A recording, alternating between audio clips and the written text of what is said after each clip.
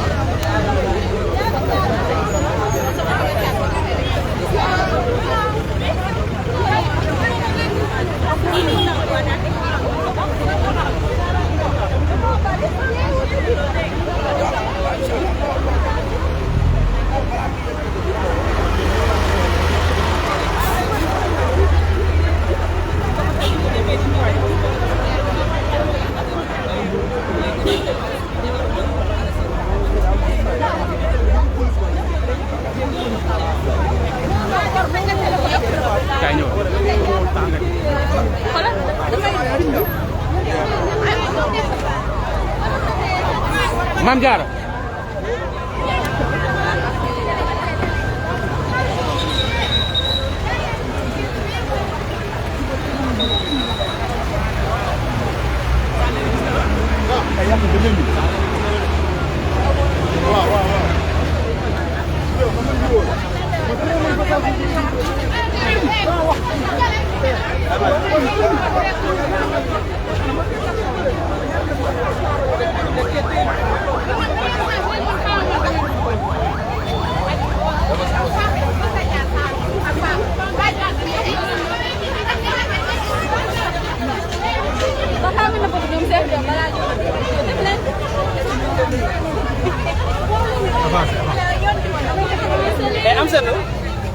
Amsatou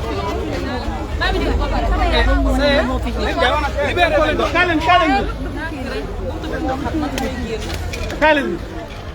soxna si jël leen tuuti de ma wax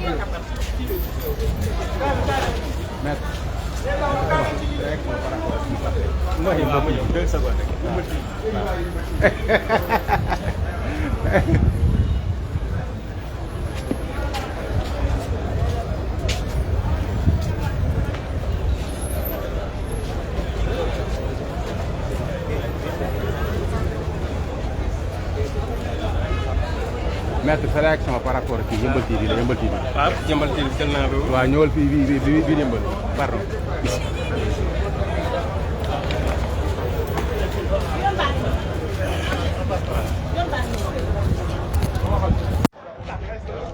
waaw maître mën nga wax si.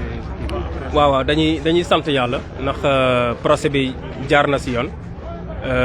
ñëw nañu ak suñuy client ànd ak dal ak gis nga mobilisation famille yeeg mbokk yi. li nga xam ne moom lañ la doon toppee te muy ñetti chef yoo xam dañu diis mooy rébellion aggravée participation à une manifestation non autorisée ak dégradation de biens appartenant à l'État ñett yëpp tribunal relaxé na leen loolu nag dafa nekk ndam parce que yombul woon ndax gis ngeen contexte bi gis ngeen li xewoon yëpp waaye loolu yëpp tamit dañuy delloo njukkal suñu juge rek parce que dañu gëm ñun que ne lépp loo xam ne am na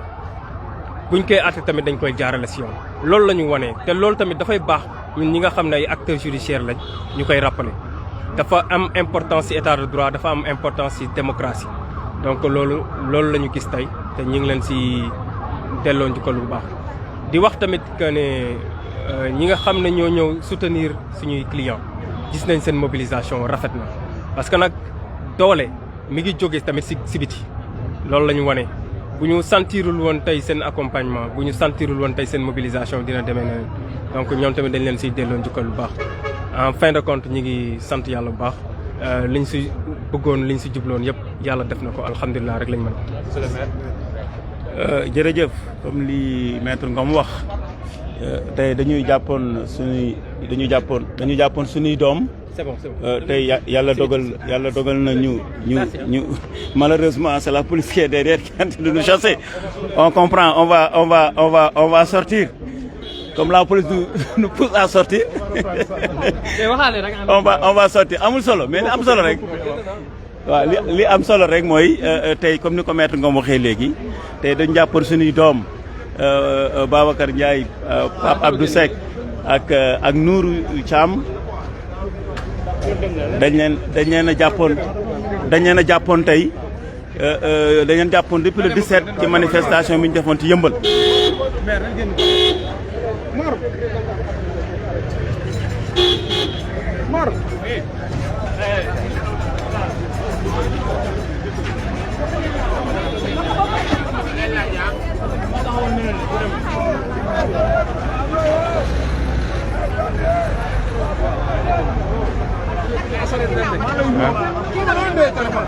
Voilà, comme les gens sont là, c'est mieux avec les avions ici. C'est mieux, voilà, fii moo gën sax gars yi yëpp ñëw feeñ. Voilà jërëjëf comme ni ma ko waxee léegi ak maître Ngom malheureusement bu ñuy waxtaan police na ñu génn moo tax ñu ñëw génn ci biti. kon ñuy wax vraiment tey ñu ngi sant yàlla ci turu waa Yëmbal yëpp ndax tey mun naa wax ci turu waa Yëmbal yëpp ak mbokk yi xarit rek ñëpp vraiment ndax biñu jàppee suñuy doom Pape Abdou Seck Nourou Thiam ak Babacar Ndiaye depuis le 17 la ñu téye woon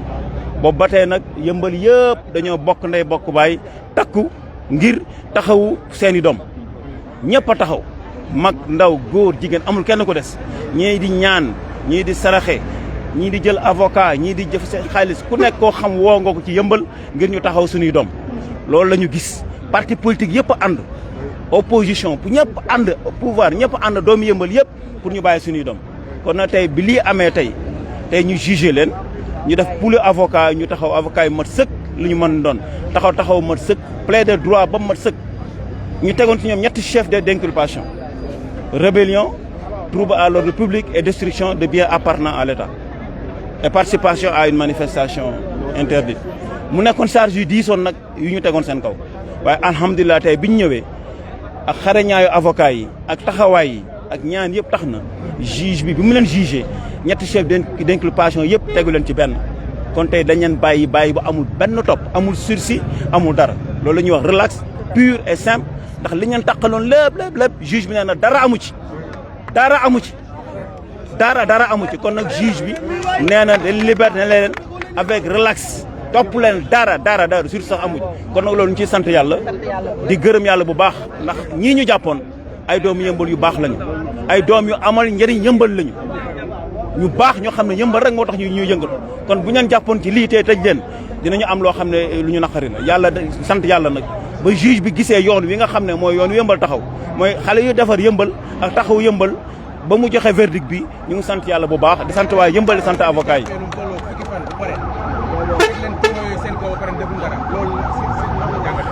mënuñu ci dara yoon moo tëddee noonu ndax dëgg yàlla lii bëgguñu woon mu egsi fii keroog bañ leen arrêté ca ngoon nga depuis ca commissariat ba la ñu dem di waxtaan ak ñoom ne leen bàyyil xale lii ngeen ñu leen di wax defuñu ko depuis keroog ba tey ñu ngi wax dem nañ ca commissaire ñaan ko wax ak moom ne ko lii ñuy toppee xale yi defuñu ko waaye loolu amul bañ leen indee fii aussi tribunal daje nañu ak procureur ñaan ko ne ko li ñu toppee xale yi amul kon lépp lu ñu mën a def ñaan nañu ndax ñu bañoon egsi fii ndax mënoon na fee bañ a egsi nag waaye nag comme ñoom bëggoon nañ ko indi fii téye xale yi sonal leen ba egsi fii yoon moo doon def liggéeyam dañu leen bàyyi ñu def seen liggéey rek kon nag bi ñu toppee yoon boo yoon tey yoon moo wax dëgg jox ñu dëgg ne xale yi defuñu dara kenn toppul li ñeen tegoon dara amu ci kon nag dañuy sant yàlla téye nañu ay fan sonn nañu waaye yoon moo doon def liggéeyam kon bàyyi nañ ñoo def liggéeyam ba tey yoon wax na li nga xam ne mooy dëgg te dégg ñu benn xale Yëmbal bu sànni xeer bu toj kaar bu manifester dara bi ñu jàppee xale yi métti ñu ma ñëpp dañu teg ànd ak seen fula ak gëm yoon gëm na dëgg dina mas a feeñ moo tax xale yi defuñu dara ba tey yoon tey génn na ñu wax ne xale yi ñu jàppoon ci Yëmbal Pape Abdou Seck Babacar Ndiaye ak Nouri Thiam defuñu dara relax pur et simple yoon toppatu leen dara surtout sax amu ci kon ñuy sant yàlla bu baax voilà jërëjëf. kon bu ko defee ñu jël quelques réactions yi nga xamante ne ñu fi ñëwoon tey ànd ak Pape Seck sëñ bi noo def tey ñu bàyyi nga ñëwoon fii assister ci procès Pape Seck bi lan moo ciy sa réaction. waaw dama ñëwoon pour manifester sama solidarité parce que Pape Seck doomu Yëmbal la adjoint au maire la bu amal njëriñ aussi askan wi la gox bi nekk si hôpital bi aussi def liggéey bu am solo ak ci commune bi donc malgré man tamay doomu Yëmbal di Aliou Kébé Diagne doomu Yëmbal aussi c'était normal que tey jour procès bi ma ñëw wane sama solidarité ak sama frère wane sama solidarité ak sama conseiller maire aussi quoi.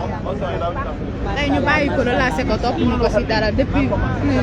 plus de 15 jours ñu téye ko fii loolu nan du ko jàngatee. waaw comme ni ko monsieur le maire waxee tout à l'heure rek yoon moo tëddee noonu yoon en général bu problème amee day jàpp doog a gëstu du gëstu ba pare doog a jàpp situation yaakaar naa yoon moo tëddee noonu mais li si ëpp solo rek moo tey alhamdulilah comme bàyyi nañ leen et puis toppewuñ leen dara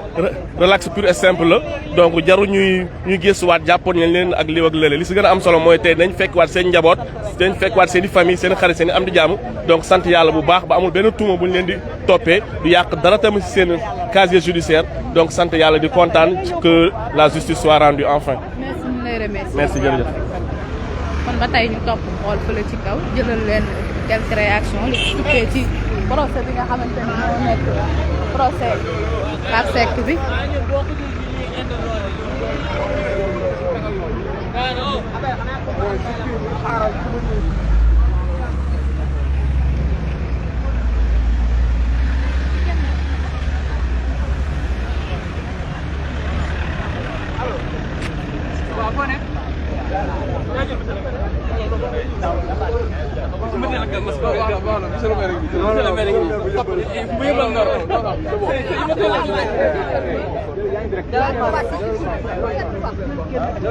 lu xew allo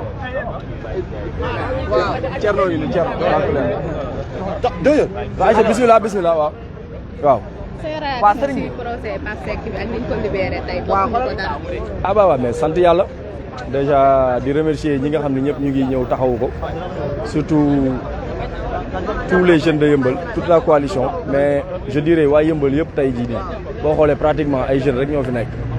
bokk partout que ça soit da ngay gis sax ñu nekk APR rek wala feneen ñëpp ñëw taxawu ko et c'est tout à fait normal quoi parce que comme dañ ko jàpp injustement aussi tamit lii rek lañ doon xaar quoi ñu relaxé ko après mu dem seen kër quoi parce que voilà c'était une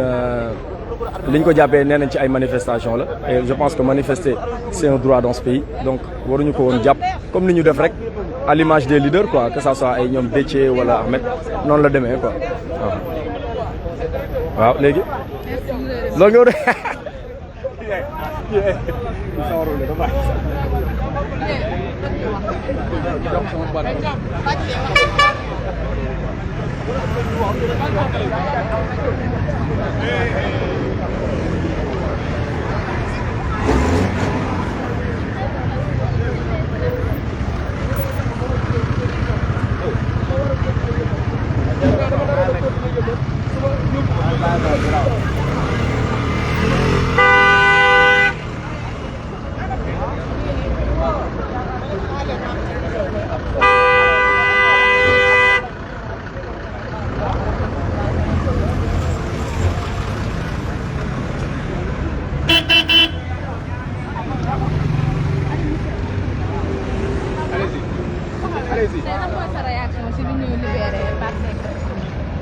waa ñoo ngi leen di nuyu di leen ziare di masawu coono ñëpp toute la population de Yeumbeul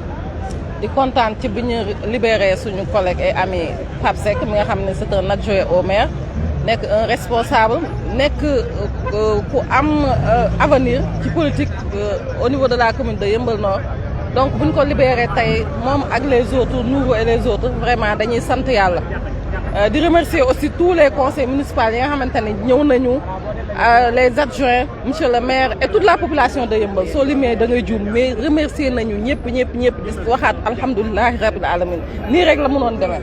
parce que defuñu lu bon waxuñu lu bon yàquñu tojuñu ce sont des responsables Pape Seck il est responsable kon nag vraiment lii rek lañ doon xaar ci justice.